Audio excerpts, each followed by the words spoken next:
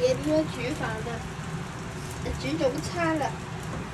唔知點解佢無啦要翻嗰啲嘢咁傻喎！我哋頻道係講求精準嘅嗰位觀眾，都唔知點解佢無啦要翻個盤嘅，仲要摸啲蛋喎，都唔知摸嚟飲用，小心污染，然後唔知調咩火候喎！喂，各位觀眾，我哋睇下呢隻嘢係點樣煮飯嘅咧？我又翻啦！各位觀眾，佢呢個舉動好危險啊！你話係咪好危險啊？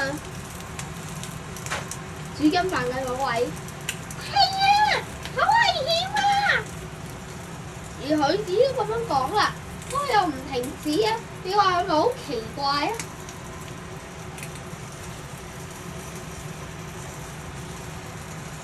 應該煮完咯喎，佢隻嘢仲喺度翻，真係一個好壞嘅人啊！